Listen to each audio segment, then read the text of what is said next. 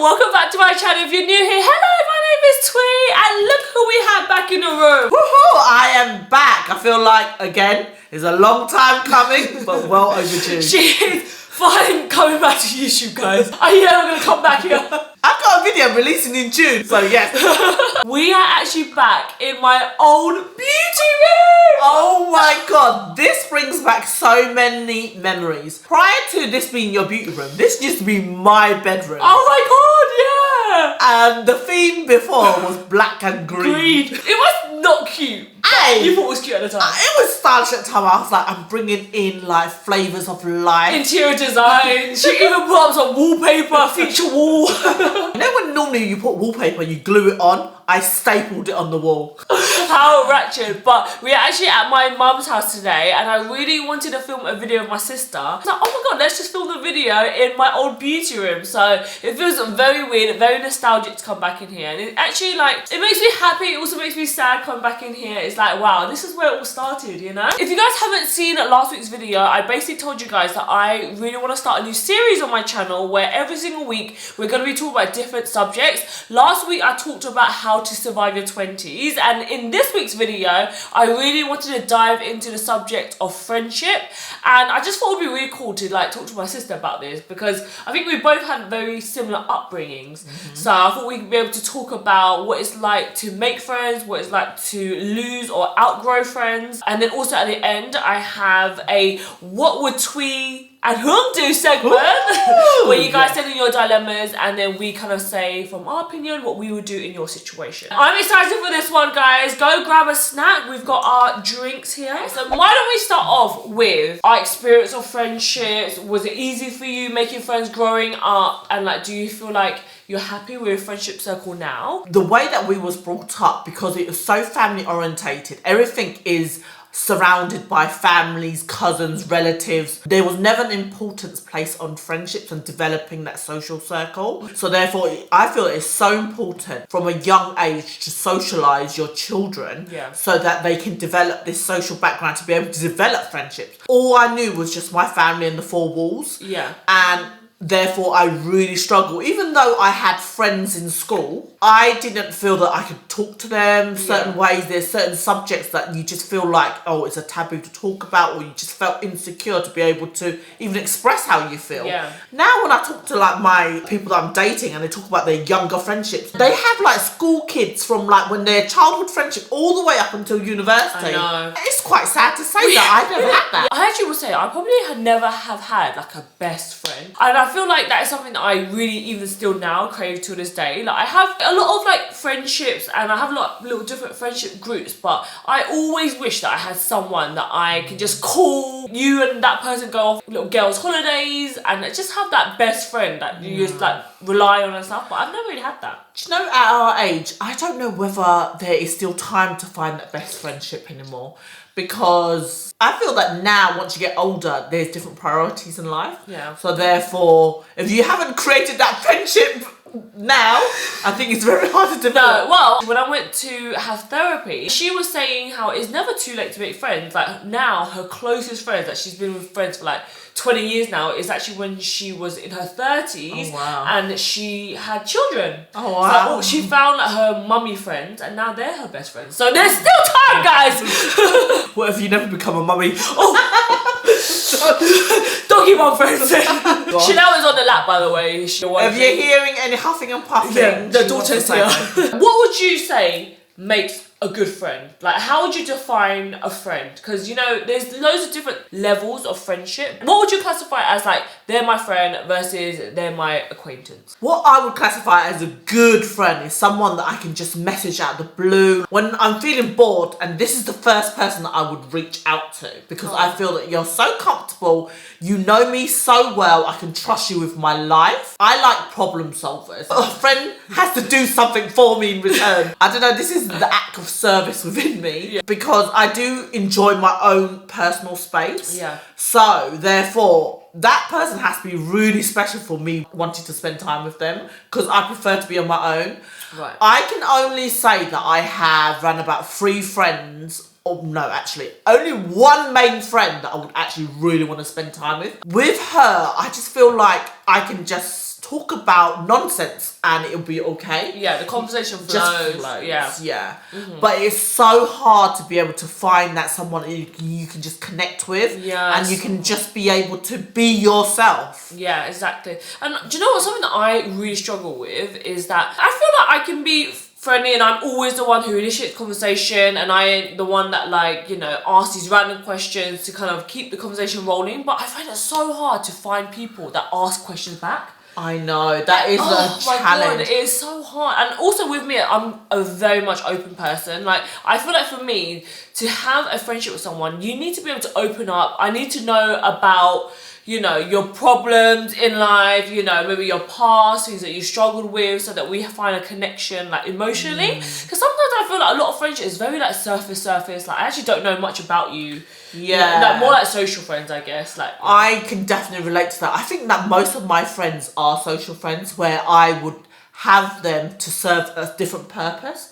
So I will have a friend where I could go to lunch with. I will have a friend where I will go to work dues with. I'll have a friend where I will go clubbing with. I crave to just find that one person that can complement and do everything together. Yeah. I want to be able to sit and watch a movie and we just chill. Yeah. I would classify like the one person that I feel really close to is you. I feel like I can just be comfortable and do whatever. I don't know if that's a project. I don't think I'm a friend, I'm just related by blood. I didn't have a choice here. I do think that you are like my first person that I'll call. When she has a problem, she calls me. Yeah. And I feel like there is no embarrassment there. I feel like there's certain friends where I feel like, if I tell them this, they will judge me. They'll think I'm stupid. And do you know what? This really actually relates to something that really teared me up recently, right? Okay. And because I thought that this person was my friend, I can tell them anything. English is not my first language and I really struggle with English and how to express myself. And I stutter a lot and I mix all my words. And I feel that as a friend, and I see this person as a good friend, I don't feel they'll judge me because there's a misunderstanding. And the very first thing she said to me was like, you act as if like you can talk bare stuttering all over the place. Do you know what? She dunked one right, she put a knife where it hurts. Because it's kind of true. And ever since then, every single time I talk, I'm like, better rewind and say it properly. That's annoying. No, you don't want like things like that. This is another thing I really want to talk about. Like, I have definitely had situations where I have had huge arguments with friends. I've fallen out with friends. There was this one time I actually went on a holiday. We was in LA and I had a massive argument with one of my friends in the street. I can't imagine that. You know that because I feel that with family and like people that you're really close to your boyfriend, you would go to that level. But with a friendship, I always know my limits. Yeah, I know. But that was like... So what triggered it off? I just felt like he just put me in a really uncomfortable situation and I just kept saying no. And he kind of backed me in a corner and that's when I'm like losing my shit. And I feel like with my friends, I'm like such a giving person. Like I always like go above and beyond. If you say something to me, I'll remember it and I'll like do nice things for people. And when I feel like I'm getting taken advantage of or they're not appreciating me, and a lot of times I do hold it in, and that's probably one of my bad traits as well. Like they'll do things and in my head I'm like holding all these like resentment thoughts and that I'll tell you them, I tell Gran them, but I wouldn't tell the person. Yeah, and then it all combined and becomes one massive explosion. Yeah, and then with me as well, I'm like friend of you, and then once I'm not friend of you, I cut you out of my life, and that's very toxic. You could have improved on that by, instead of exploding, you could have taken that conversation and become more mature about it and said that, you know what, this is how you made me feel. It made me feel really uncomfortable and talk about it in an adult way. Yeah.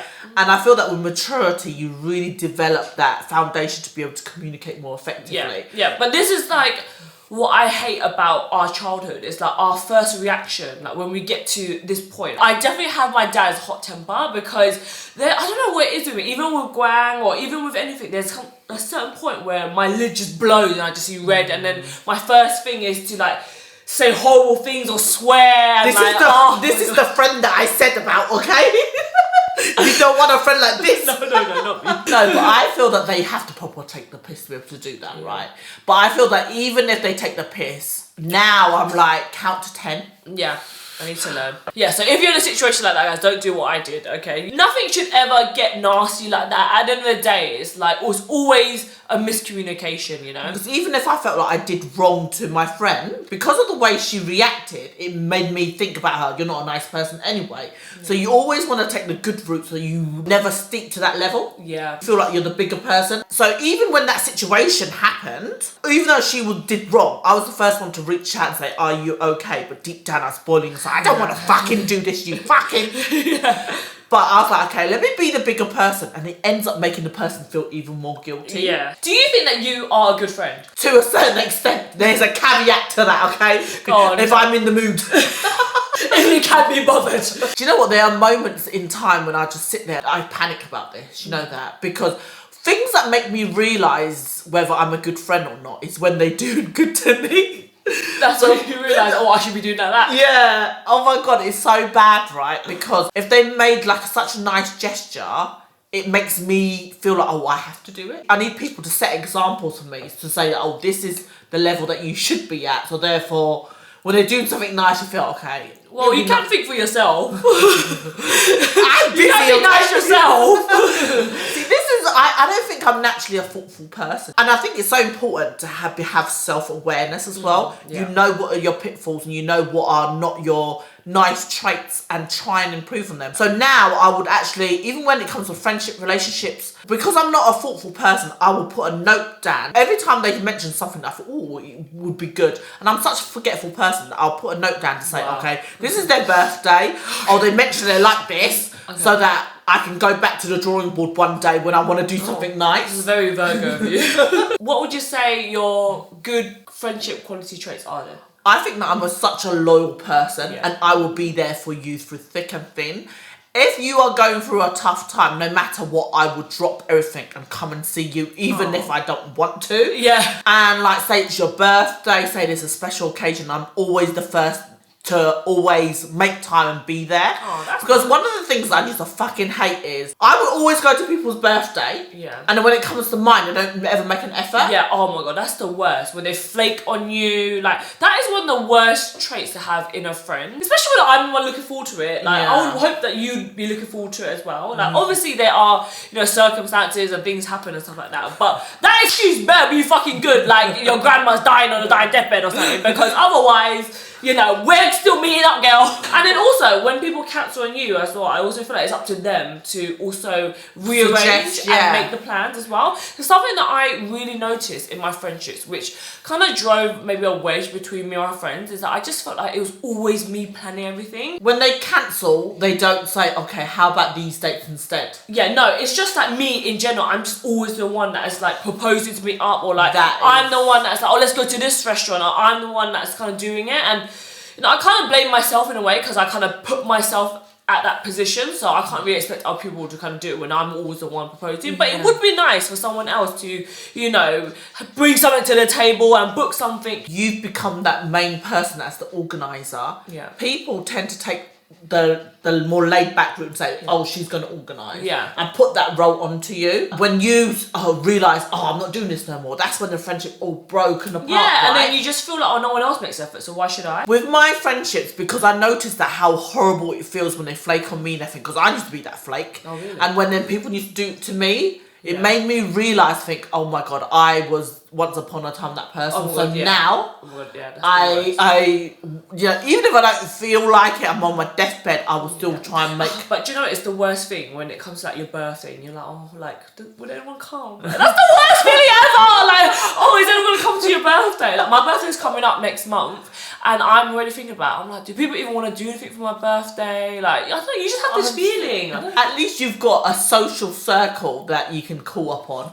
I've got like 5 friends that I can invite for my birthday. 5 friends is a lot. People shock to have one. A lot of the questions that I'm going to answer later, the majority of people will say they don't have any friends. I think it's also important that you enjoy your own time, because you never want to be that type of person that you're so reliant on having to have a friend that you will attract toxic people in your life. Yeah. And because you feel lonely and because you don't feel you are enough, you gravitate to these friends that are not serving the right purpose. Yeah. So they will take advantage of the position, they're bad influence, they are not allowing you to make progressions in life, and they just take and don't give back in return. Yeah. You never want to be friends with someone that's holding you back from life. I think that's when you know that you've outgrown someone. Sometimes I feel sad because I'm like, okay, there are moments when I feel like I'm that friend that's dragging them behind.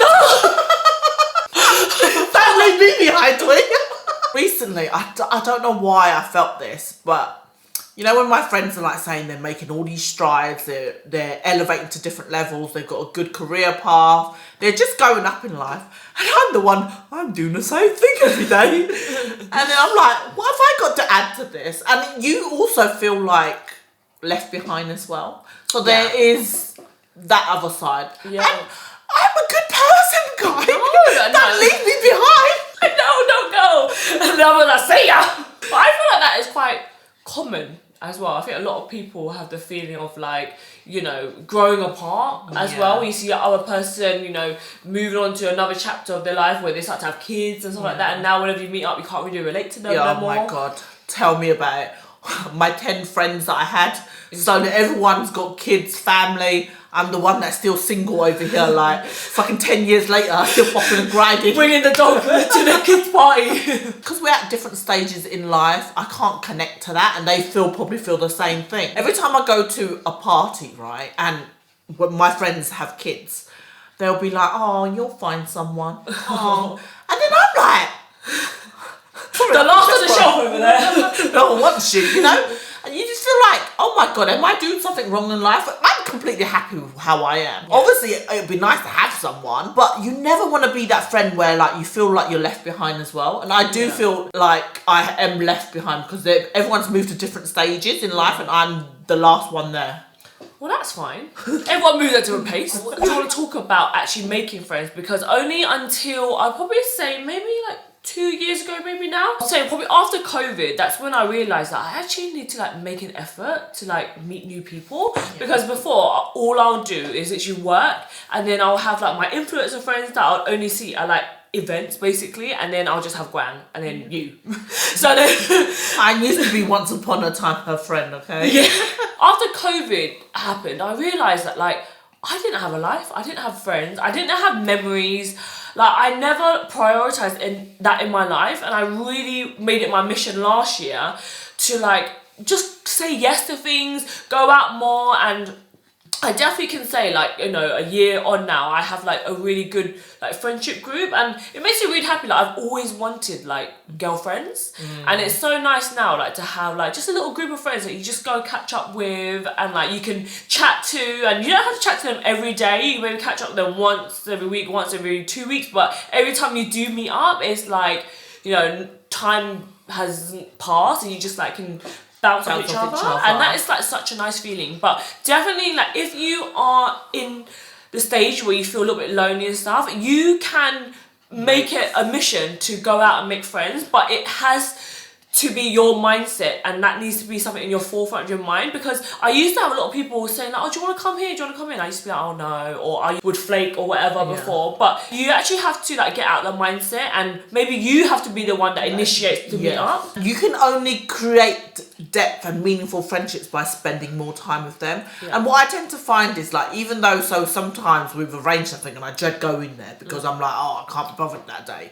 But whenever I turn up, I actually really enjoy myself. Yeah, exactly. So saying yes will create more opportunities and more depth in life. And definitely I have noticed that like when you say you're gonna arrange something with your friends, book it then and there. Like just say, okay, are you free next week Tuesday?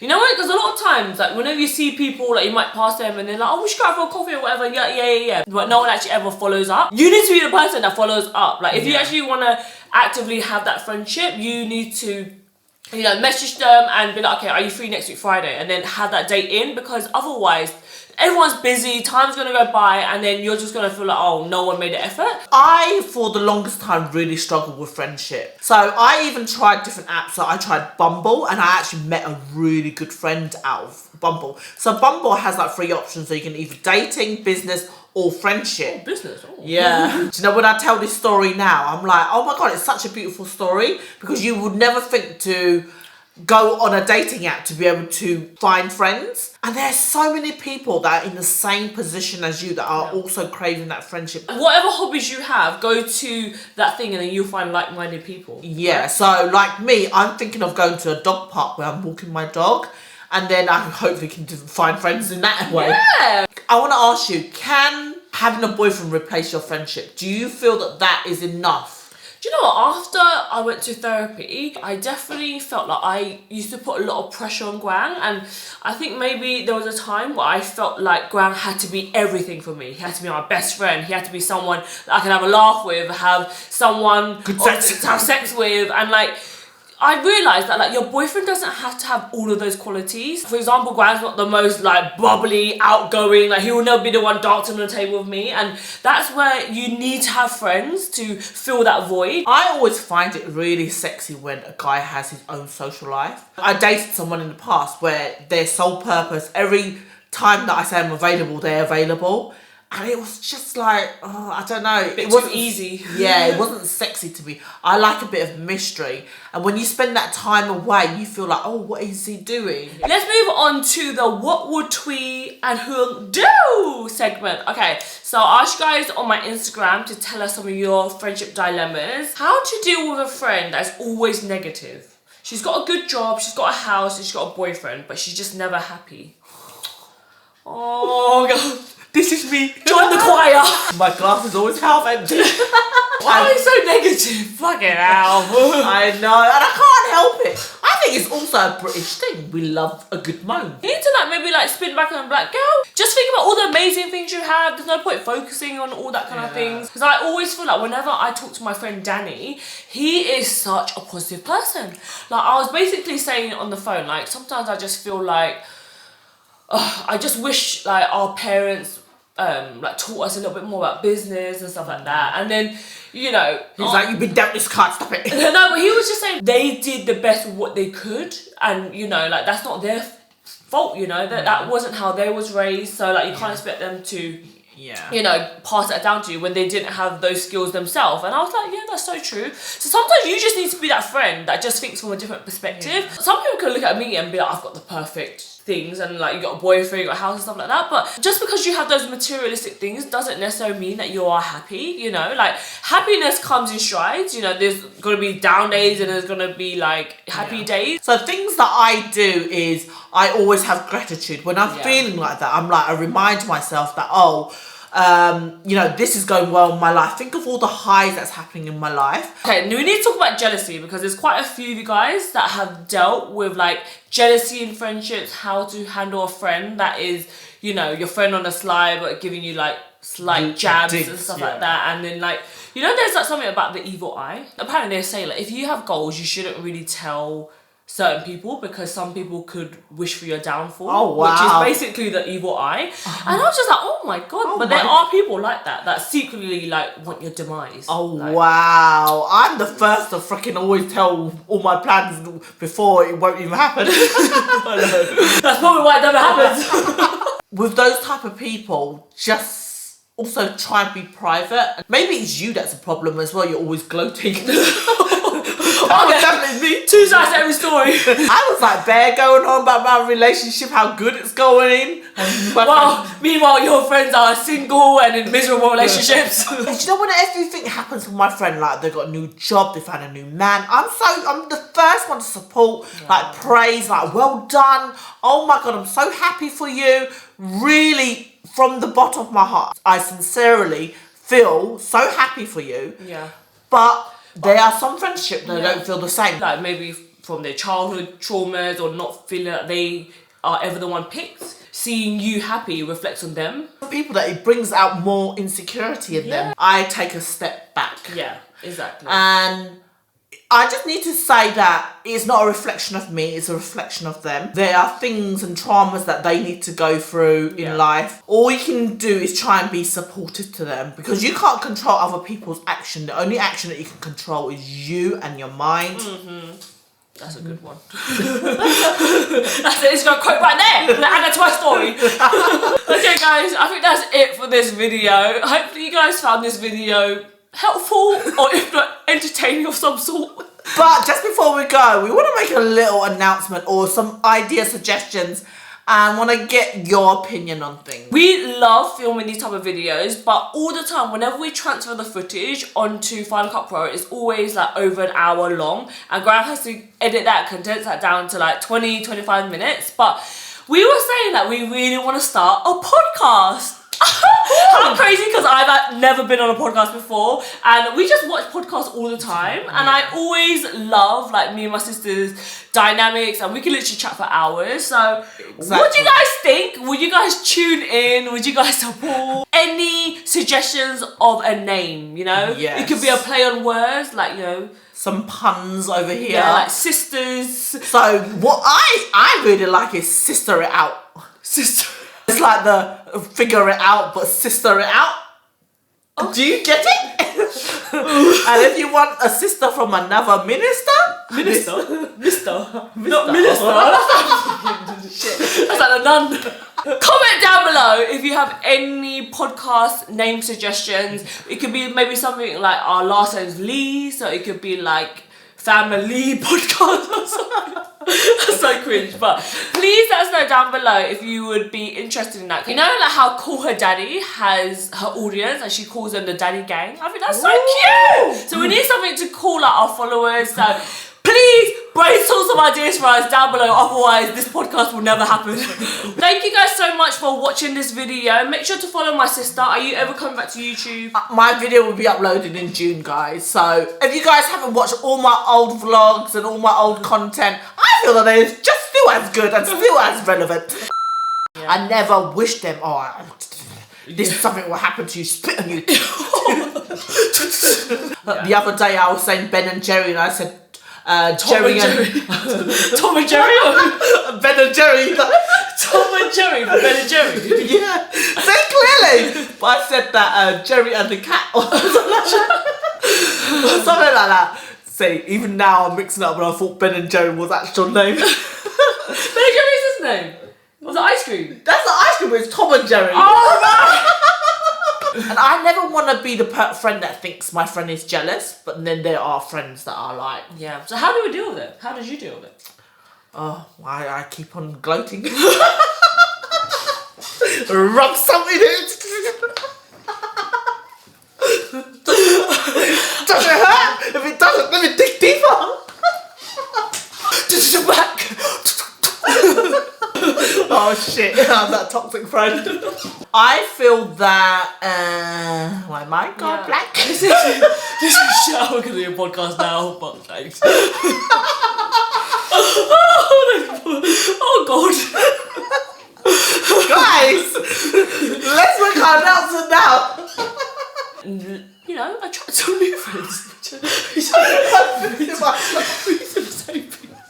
We repeat everything over and over again. We have no advice for you guys. Why are you watching this video? We ain't got no friends. We're lonely. We just about have each other. Oh my god, I'm pissing my pants. My advice is to get a dog. They will always love you. Okay, well, that's a good video. Let's end it here.